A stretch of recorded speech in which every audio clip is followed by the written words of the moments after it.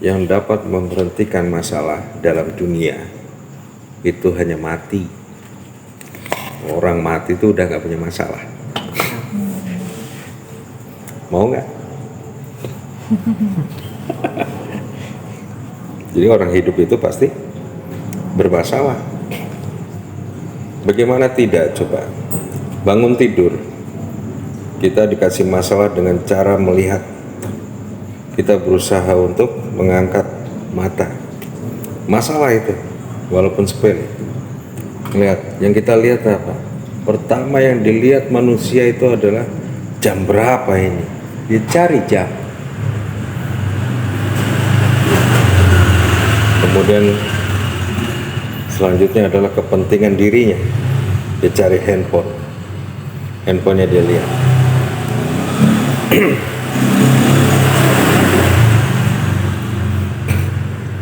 Itu semua masalah.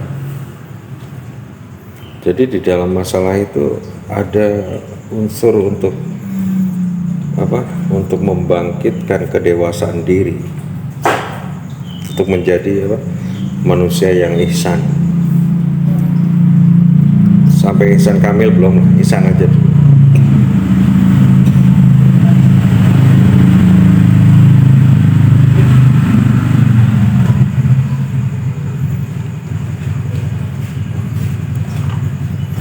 Jadi konflik itu hadir karena ya dicari.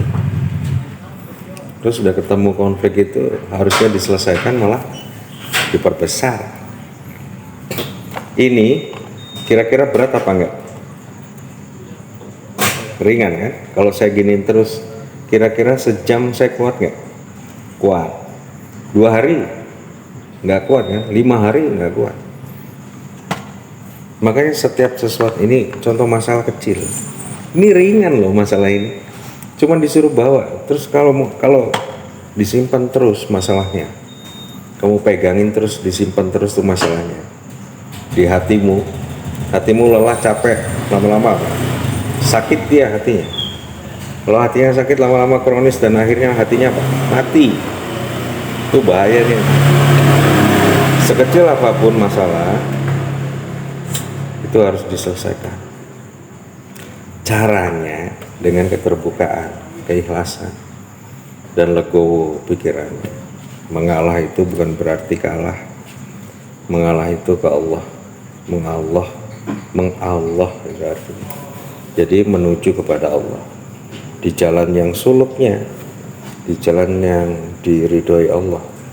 Akhirnya ketika si sang manusia itu sudah berjalan di dalam suluknya Allah, maka dia menjadi salik di dalamnya. Jadi manusia yang diberikan keutamaan untuk berjalan di jalan suluk menuju kepada Allah. Itu enaknya jadi istri, itu enaknya dosanya ditanggung suami. Enak. Dosamu dia yang ngandung, yang apa? Yang terima ya dirimu sendiri. Enggak, istri itu suami semua dosanya. Tapi kalau suami, dosanya ya di suami sendiri, istri nggak kebagian. Sebaik-baiknya istri adalah yang mendoakan suaminya.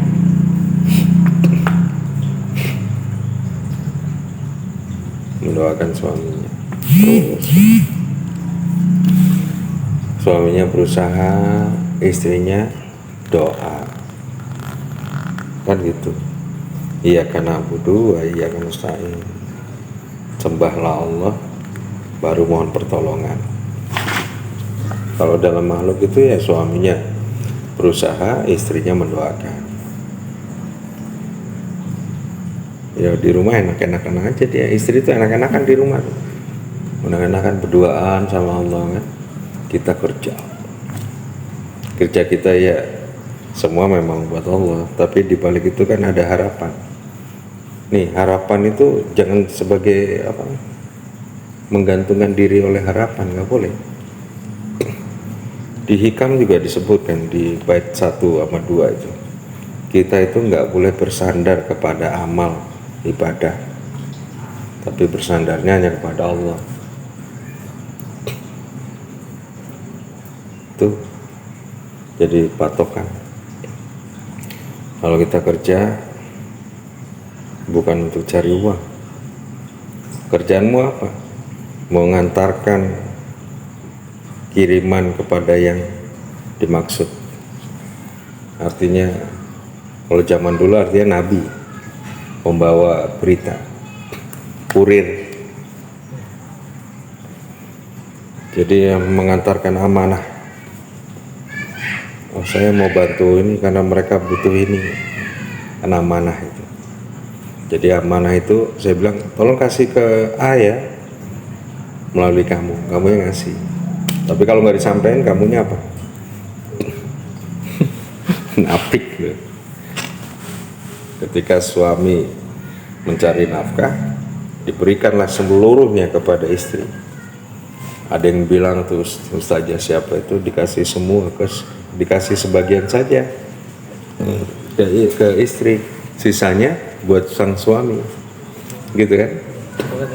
Ada yang kayak gitu. Tapi memang di dalam mazhab, dia kan mazhabnya apa dulu?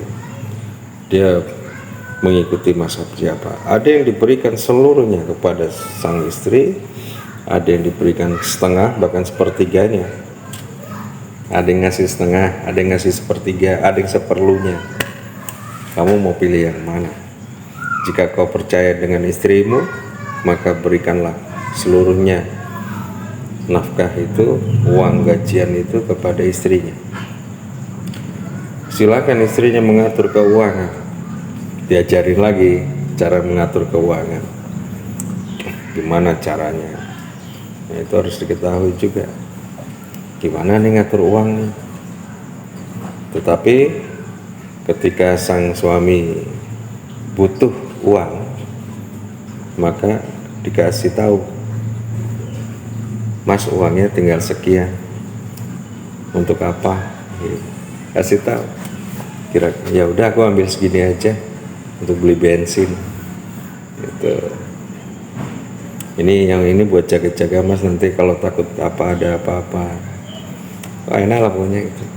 Saya sama ibu gitu, gajian saya berikan semua ke ibu, nih mah atur sendiri, silakan, nih kelas Mas Ridho nih, iya pakai aja sepuasnya.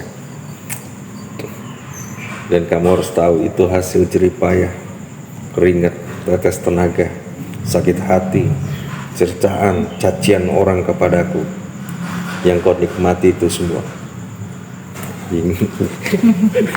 Kalau digituin gimana?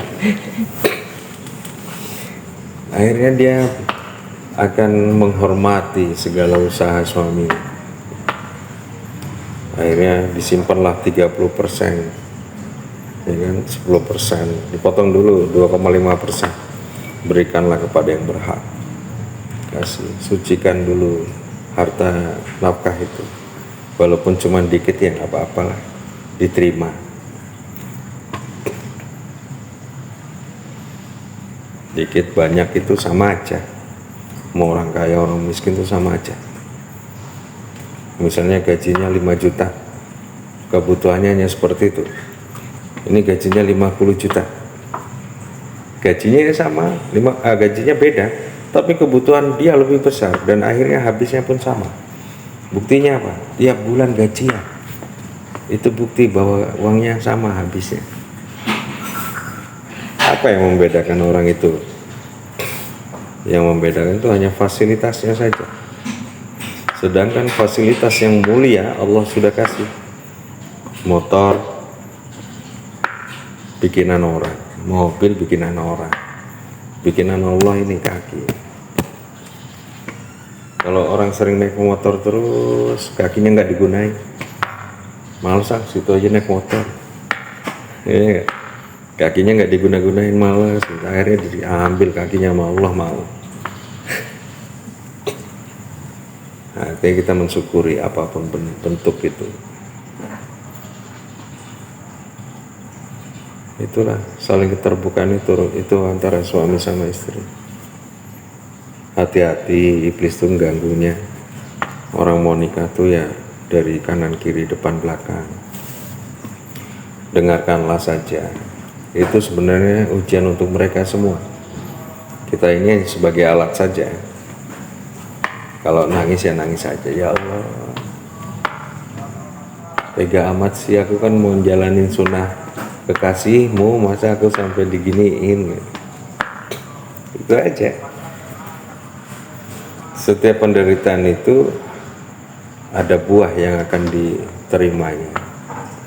Buktinya apa? Kalau kita mau tanam tanaman, itu tanahnya itu ya dipaculin dulu, disakiti dulu, disiram yang jelek-jelek dulu pupuknya kan, kotoran semua disiram semua.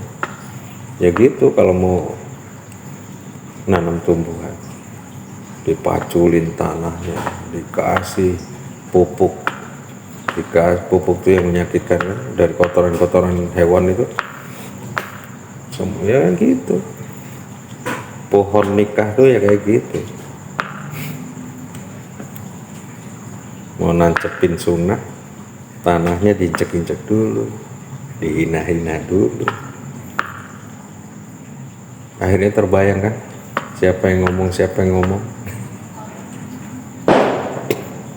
Ya sudahlah, tinggal terima saja, keikhlasan, dengan kesabaran kita menjalaninya. Enaknya itu nanti kamu jangan lupa ketika suamimu membaca saya terima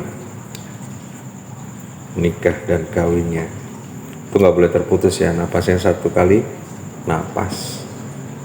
Kalau kau merasa 2 kali napas, mintalah ulang. Kalau syahadat itu 2 kali napas. Kalau akad nikah itu 1 kali napas. Kenapa 1 kali napas? Itu syariat saja. Jadi kalau 1 kali nafas itu seperti kita membaca la ilaha illallah.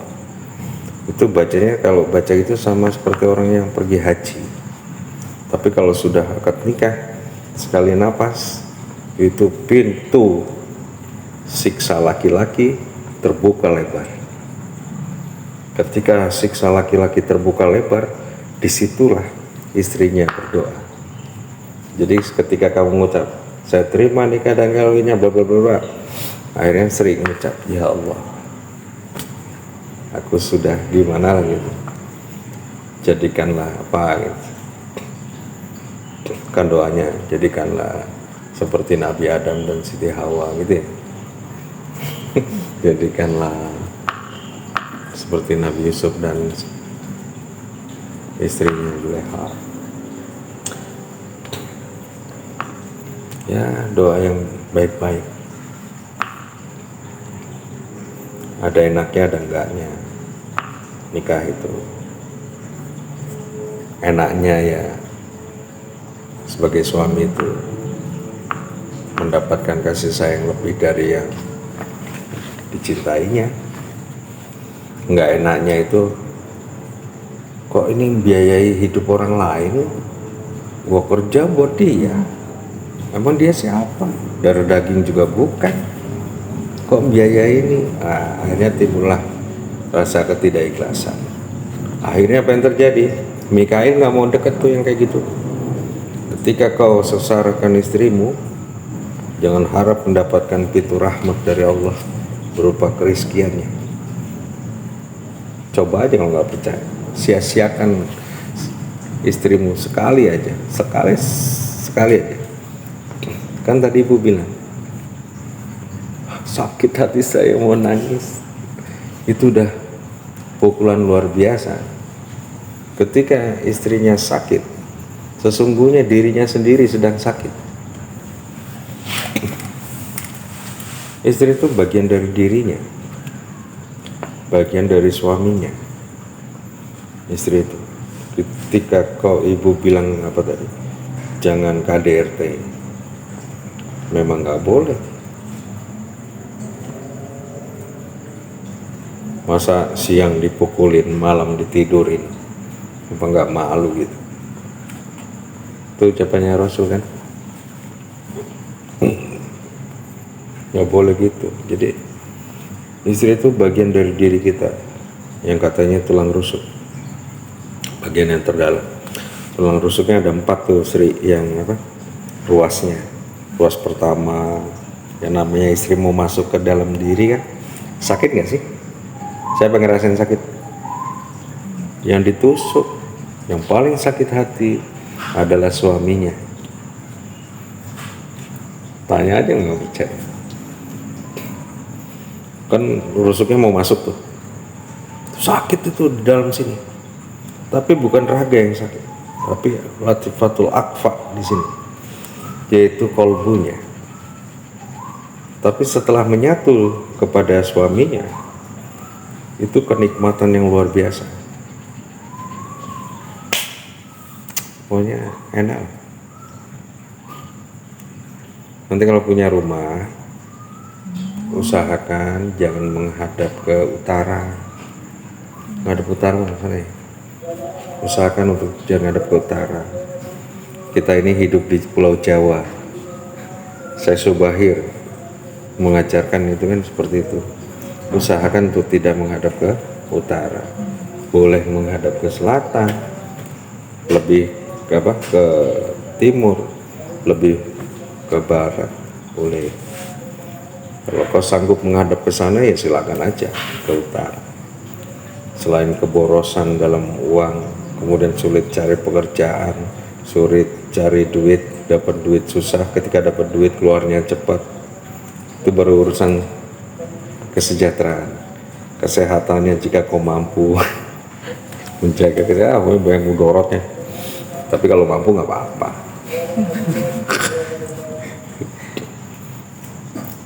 Usahakan untuk ngadepnya ke selatan, timur, barat. Ntar kalau punya rumah ya, ngadep sana. Pintu ayah tuh nggak ada yang ngadep utara kecuali apa? Toilet. Perhatiin aja semua. Pintu ini pintunya ibu nih, ini pintu ayah nih. Iya. Kamar tuh pintunya ibu tuh. Jadi ibu yang menang. Ketika kita berdebat, saya orangnya ngalahan. Ibu yang menang, ngadep sana. Kalau Mbak Aska ngadep ke timur, Mas Arya ngadep ke sana. Jadi semua konsep tanpa dia sadari, tanpa ibu sadari. Iya ya mas ya, nggak ada yang ngadep ini. Ya. Kemudian ibu juga nggak tahu ini 1, 2, 3, 4, 5, 6, 5, kotaknya 5. Ya filosofi semua. Berlandaskan apa itu. Kalau kita berpegang teguh, nah, bukan ngada-ngada, ini bikin asli dengan konsep keislaman. Tapi kelihatannya modern. Tuh cewek mana lagi tuh?